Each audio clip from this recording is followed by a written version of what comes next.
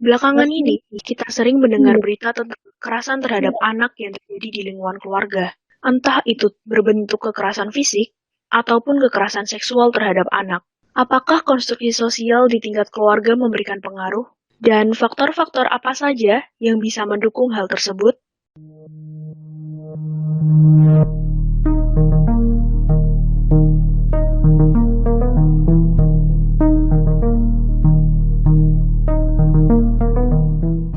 Kembali lagi bersama kami, pemula bicara. Saya di sini Fon dan saya bersama. Peridot. Oke, sebelum kita masuk ke diskusi kita coba kenali dulu nih masalahnya. Banyak kasus kekerasan yang terjadi di lingkup keluarga dan terutama kepada anak. Kalau kita lihat contoh-contoh kasusnya, itu semisal ada yang terjadi pada Lili, seorang balita di Jawa Tengah yang mengalami kekerasan seksual dan pemerkosaan oleh ayah kandungnya pada tahun akhir 2020. Terus ada kekerasan seksual oleh ayah dan paman kepada seorang bocah berusia 10 tahun di Aceh pada Juni kemarin. Nah, kemudian ada seorang ayah yang menyetubuhi anaknya sejak 9 tahun dan baru ditangkap juga Juni kemarin. Di masa pandemi ini, kasus kekerasan terhadap anak di lingkup keluarga itu cenderung meningkat dan ini merupakan hal yang memprihatinkan. Kenapa? Karena kalau kita lihat yang sering digaungkan adalah work from home atau bekerja di rumah adalah semakin dekatnya kekeluargaan. Namun fakta yang ada malah memberikan dampak yang negatif bagi anak itu sendiri di keluarga. Baik, tadi seperti apa yang disampaikan oleh Fon, sebenarnya kenapa sih kekerasan dan pelecehan seksual dalam keluarga itu gampang sekali terjadi, apalagi di masa sekarang ini ya. Jadi, ini tuh ada kaitannya dengan konstruksi sosial yang ada dan diajarkan ke kita dari dulu.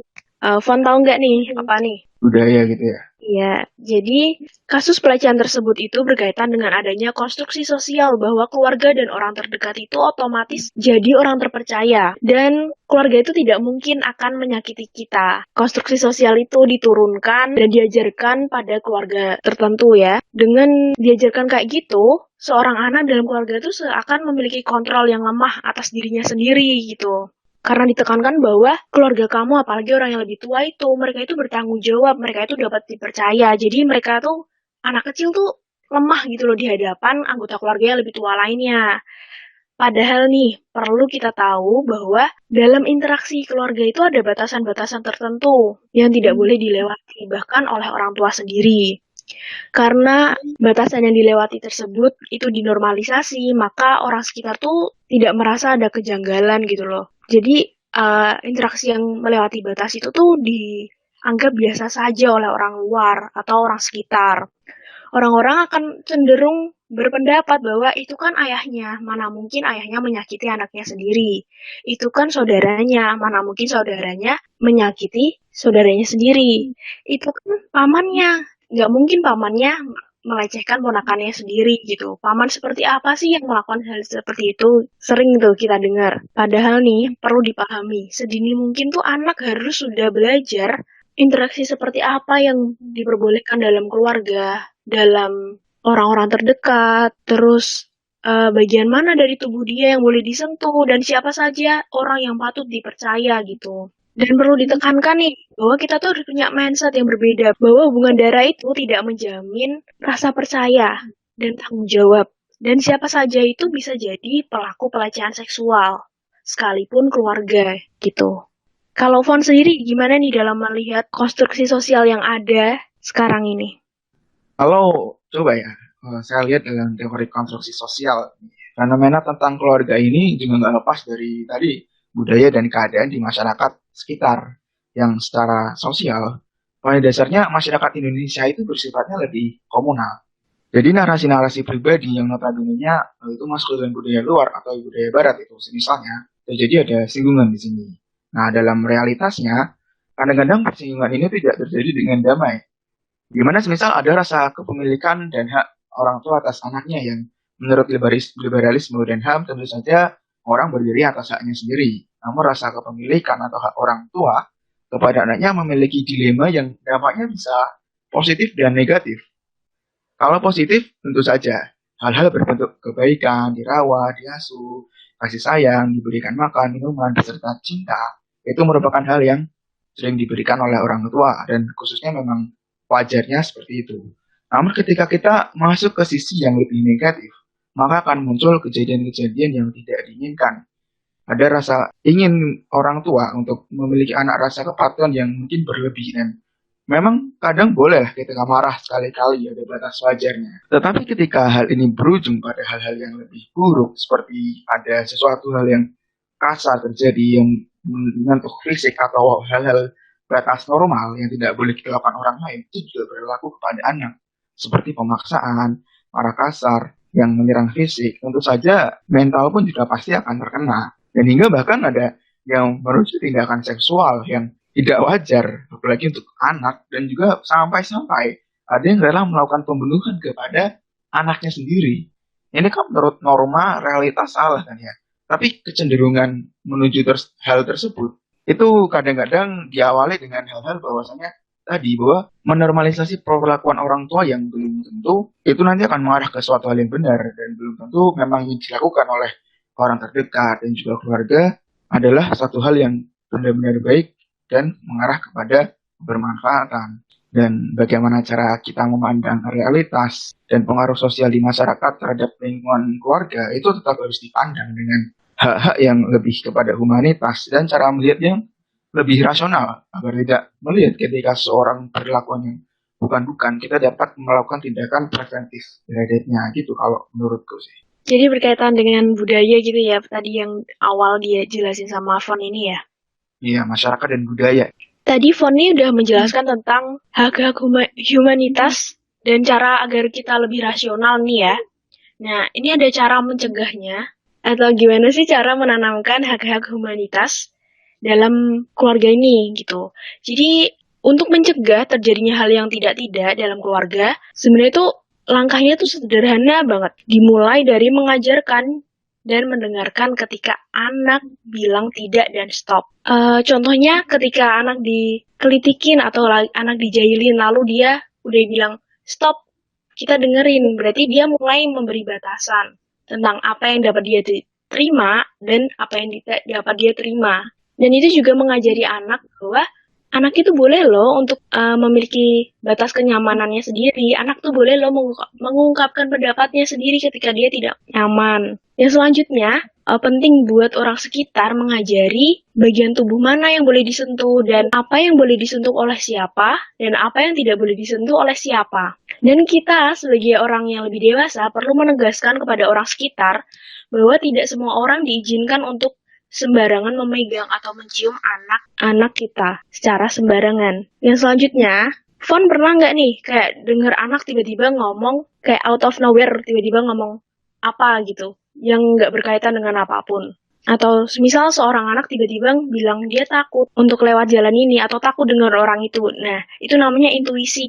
Oh, memang kadang-kadang gitu kan ya. Tapi mungkin orang tua kayak udahlah gitu, betul bukan suatu hal yang begitu important atau penting untuk ditanggapi kan ya. Nah, itu kadang-kadang cuma dianggap kayak celoteh atau imajinasi gitu kan. Atau anak ini ketakutan gitu doang. Padahal itu namanya tuh intuisi dan kita tuh perlu dengerin gitu loh.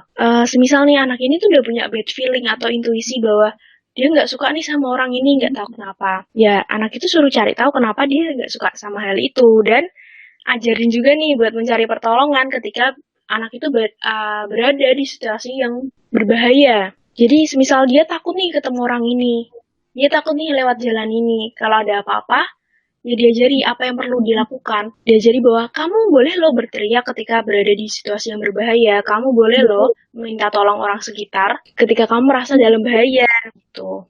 Yang terpenting nih, yang terpenting adalah mendengarkan anak. Karena nggak mungkin seorang anak itu bicara sesuatu yang tidak dia alami atau tidak dia rasakan gitu. Yang selanjutnya nih penting banget ajak anggota keluarga lain tuh agar kompak. Tadi kan kita udah ngajarin nih anak-anak buat bilang enggak, stop. Ngajarin mereka buat batasan gitu. Ajarin anggota keluarga lain buat menerima hal itu. Jadi misalnya nih Fon, ada ponakan. Lalu ponakannya diajari seperti itulah. Fon itu perlu dikasih tahu bahwa nanti ketika dia sedang diajak main atau diajak bercanda lalu dia bilang stop, dia tidak mau lagi, ya nggak boleh diterusin dan nggak boleh dibilangin seperti ini.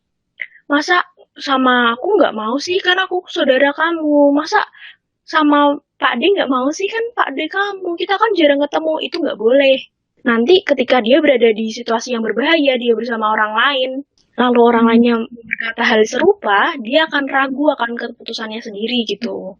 Boleh juga itu yang permasalahan seduktif seperti itu kadang-kadang memang dilematis sekali ya. Tapi Iya, jangan disamakan dengan orang dewasa kan ya. Memang kadang-kadang emang seperti itu. Cuman kalau di masalah anak kecil, kadang-kadang emang lebih helpless. Maka dari itu lebih perlu ditekankan ke anak. ya dan perlu kekompakan bersama gitu loh. Jadi anaknya tuh nggak bingung. Kok sama mama nggak boleh, kok sama orang lain kok nggak apa-apa gitu. Kita perlu menumbuhkan rasa percaya, kritis, dan disiplin pada anak. Ini tuh berfungsi agar anak tetap teguh dalam prinsipnya. Menumbuhkan rasa percaya itu gampang banget dengan kita tidak memberikan tekanan, ancaman, dan soglokan ketika kita melakukan pengasuhan terhadap anak. Dengan begitu, ketika nanti dia di luar atau bertemu orang sekitarnya, dia nggak mudah percaya dengan sogokan atau dengan diberi ancaman dengan orang jika tidak melakukan sesuatu, dia tidak akan diberi sesuatu gitu. Dan juga penting nih ajak anak untuk mengamati perubahan sikap dari orang sekitarnya. Jadi anak dia jadi lebih peka dan bisa membaca situasi gitu. Ini juga berfungsi ketika misalnya anak mencegah anak untuk tidak rewel pada saat yang tidak tepat gitu. Yang penting banget yang aku tekankan lagi yaitu dengerin. Entah kamu punya adik atau kamu punya anak atau kamu punya ponakan, dengerin ketika mereka bicara. Karena mereka nggak kadang-kadang omongan mereka yang out of nowhere itu mereka sedang bicara tentang sesuatu yang mereka alami gitu loh. Jadi ketika anak sudah berusaha untuk terbuka, kita harus dengerin gitu loh. Mereka udah terbuka dan mereka peka dengan sekitar, kita dengerin itu. Ya, jadi perlu disadari bahwa siapa saja itu memiliki kemungkinan untuk bertindak salah di luar statusnya dalam keluarga atau hubungan dalam keluarga atau orang lain yang terdekat lah. Jadi Iya, bagi orang di benar. sekitar, oke, jadi bagi orang di sekitar kita itu siapapun untuk berhenti menormalkan tindakan orang tua yang melewati batas itu, walaupun itu orang tuanya sendiri. Batas kewajaran juga perlu diterapkan kepada orang-orang di keluarga juga. Ya intinya adalah komunikasi yang baik antara anak dan orang tua dan harus dilihat yang kombinasi yang baik ini pun harus didasari oleh ilmu dan pandangan realitas yang cukup agar rasionalitasnya terjaga. Nah, agar kebermanfaatannya itu dirasakan oleh orang tua dan anak dalam jangka panjang. Jadi dua generasi yang berbeda itu akan saling membutuhkan dan saling memberi manfaat. Nah, sepertinya udah cukup panjang nih pembicaraan kita kali ini. Panjang banget ya, Son. Ya. Oke, kalau gitu, mari kita tutup pembicaraan kita kali ini. Terima kasih telah mendengarkan. Puan di sini. Perida di sini. Stay safe, stay healthy. Tetap semangat walau PPKM. Sayonara. Sampai jumpa. Bye-bye.